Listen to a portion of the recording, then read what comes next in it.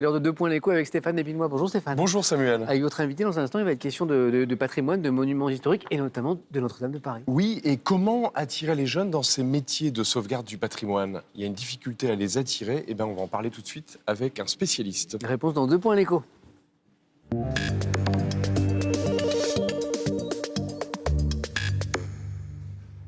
Bonjour à tous, notre invité aujourd'hui est Frédéric Létoffé. Bonjour. Vous êtes donc du groupement des entreprises de restauration des monuments historiques. Tout à fait.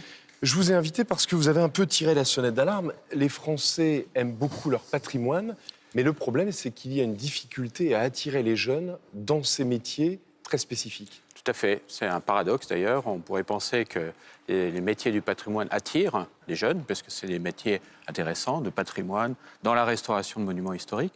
Mais on manque de jeunes. Beaucoup de jeunes ne viennent plus travailler dans ces métiers. Ce sont des métiers manuels, donc qui nécessitent effectivement un travail par ses mains. Et on manque effectivement de jeunes pour venir dans ces métiers.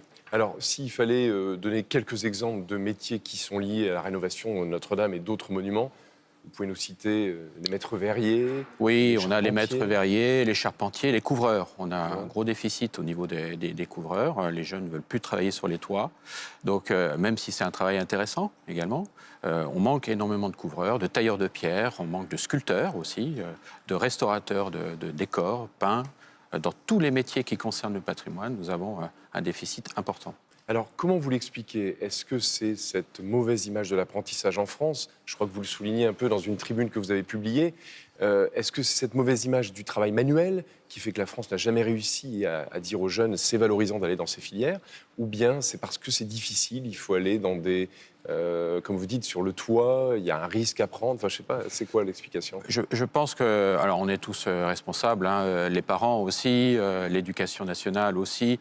On a tendance à vouloir amener nos enfants vers une éducation et vers des métiers universitaires ou des métiers peut-être dans des bureaux. Ou, voilà, on a aussi, je pense qu'on est tous responsables. C'est un défaut d'image. Le métier manuel est un métier très intéressant. On travaille aussi avec des techniques modernes, on travaille dans le numérique aussi. On n'est pas uniquement à travailler de ses mains, c'est un ensemble. On suit l'évolution des âges, et maintenant on travaille avec des techniques modernes. Donc travailler à l'extérieur, oui, mais on a maintenant des moyens de travail facile, avec du matériel, des machines, on travaille sur des échafaudages sécurisés, on a des parapluies qui nous protègent des intempéries. Donc on a tout ce qu'il faut pour travailler dans de très bonnes conditions. Donc je pense que c'est plutôt un défaut d'image, tout simplement. Alors, il y a notre partenaire, l'AFP, qui vous pose cette question. Est-ce que la restauration des monuments, qui est un petit marché au sein du bâtiment, eh bien, avec l'incendie de Notre-Dame, ça a mis les projecteurs sur le fait d'attirer l'attention sur un secteur peu connu? Effectivement, moi je trouve, par ce drame, pour nous c'est une chance. C'est une chance, effectivement, de refaire découvrir ces métiers au public, au grand public et aussi aux jeunes. Et alors, quel est le besoin? Parce que vous dites que finalement vos centres d'apprentissage ne sont pas remplis, qu'on manque de troupes.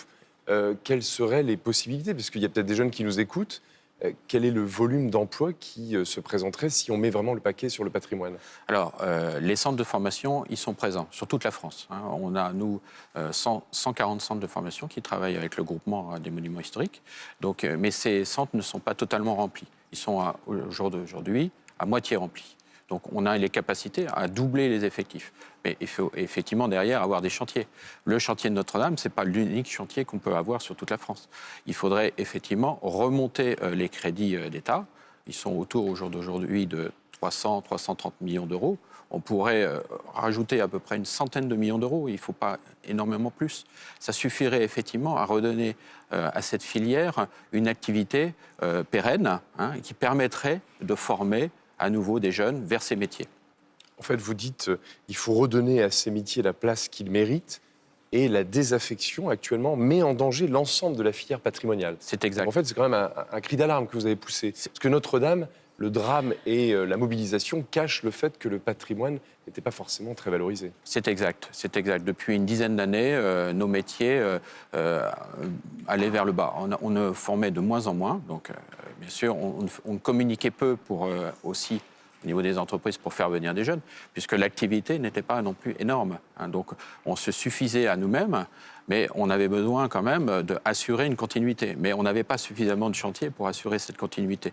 Là c'est l'occasion, effectivement, par ce chantier, D'avoir de la visibilité. de l'avoir de la visibilité, et également aussi faire reconnaître à l'État qu'on pourrait rajouter un peu plus d'argent dans ces crédits, et puis d'assurer effectivement une activité saine auprès de nos entreprises. Dernière question, il y a encore ce débat sur comment va se dérouler la rénovation. Il y a beaucoup d'architectes qui partent sur des idées futuristes. Il y a le président des experts forestiers de France qui dit « Moi, je veux ma charpente en chêne de France parce qu'il faut refaire dans les conditions dans lesquelles la cathédrale a été construite ». Comment vous vous positionnez par rapport à ce débat? Est-ce qu'il y a un risque de s'éloigner de l'histoire de la cathédrale? Oui, enfin nous on est plutôt conservateurs, puisqu'on restaure du patrimoine, donc notre volonté c'est de restaurer au plus près de ce qui existait. Nous avons les matériaux en France, nous avons, comme le disait cette personne, nous avons le bois, nous avons la pierre, nous avons le plomb, nous avons tous les matériaux qui ont permis de construire cette cathédrale. Pourquoi ne pas les utiliser? Pourquoi aller chercher d'autres matériaux, sachant qu'on a ces matériaux en place, qui sont à disposition? Pas plus de temps. Exactement.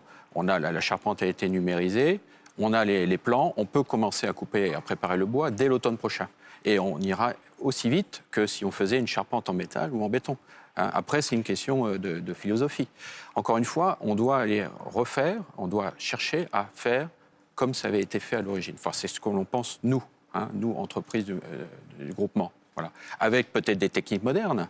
Utilisons des techniques modernes, mais utilisons les matériaux d'antan.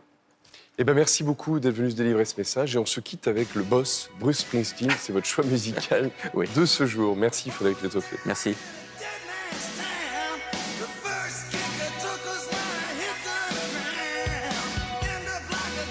Et merci au boss de l'écho, Stéphane Despinois. Bon week-end à tous, bon week-end à vous.